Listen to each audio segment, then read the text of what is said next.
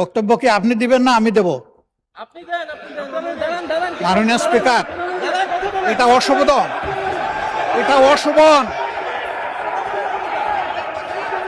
আমার বক্তব্যের সময় যদি এইভাবে কমেন্টস করা হয় তাহলে আমার এখানে দাঁড়ানোর প্রয়োজন নেই।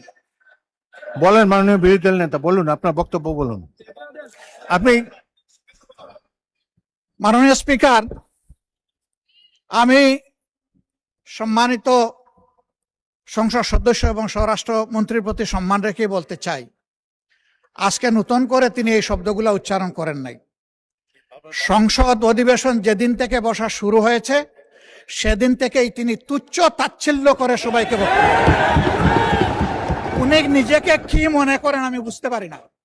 এমনকি তিনি সেই দুঃসাহস এখানে দাঁড়িয়ে তিনি দেখিয়েছেন, তিনি বলেছেন যে এই সংসদে তিনি শিক্ষকের ভূমিকা পালন করবেন। আমরা তার ছাত্র হওয়ার জন্য এখানে আসি নাই। মাননীয় স্পিকার, শিক্ষকতা করতে হলে তিনি একটা ইউনিভার্সিটি খুলুন, ওখানে যার পছন্দ গিয়ে ভর্তি হবে, ওনার লেকচার শুনবে। আজকে একই বক্তব্যে দুইবার উনি অ্যাটাক করে ফেললেন। আমার সঙ্গীরা তো মনে করে, আমি নিজেও মনে করি যে এইটা কালচারাল না, এইটা পার্লামেন্টারিয়ান ফ্যাসিজম। এটা হওয়া উচিত না। উনি এই পল্টন আজকে নতুন করে বলেন নাই, হিট দিয়ে কথা বলেন নাই। আজকে আমি সুস্পষ্টভাবে দায়িত্ব নিয়ে বলছি, এই পার্লামেন্টের সৌন্দর্য বিধানের জন্য উনাকে দুঃখ প্রকাশ করতে হবে এবং উনার বক্তব্য সংসদের এই কার্যপ্রণালী থেকে এক্সপাঞ্জ করতে হবে। যদি এইটুকু করে আমরা বসবো, না হইলে এখানে বসা অপমান নিয়ে আমাদের এখানে বসার কোনো প্রশ্নই উঠে না। মানে আপনাকে ধন্যবাদ।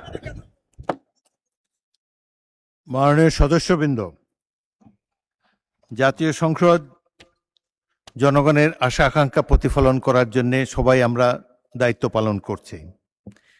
সংসদ দেশের গর্ব, জনগণের প্রতিষ্ঠান, হাউস অব দি পিপল। এই প্রতিষ্ঠান পরিচালিত হয় কিছু আইন কানুন রীতি নীতি অনুসারে। বিশেষ করে রুলস অফ প্রসিডিওর যদি ফলো করা না হয় তাহলে সংসদ কার্যকর থাকে না।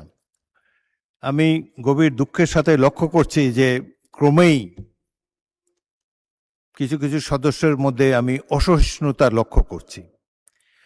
জাতীয় সংসদ 5 বছরের জন্য নির্বাচিত হয়েছে। এখানে প্রত্যেকেরই কথা বলার স্বাধীনতা আছে।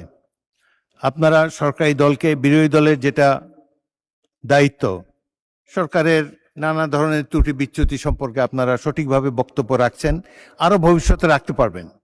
কিন্তু একজন মন্ত্রীকে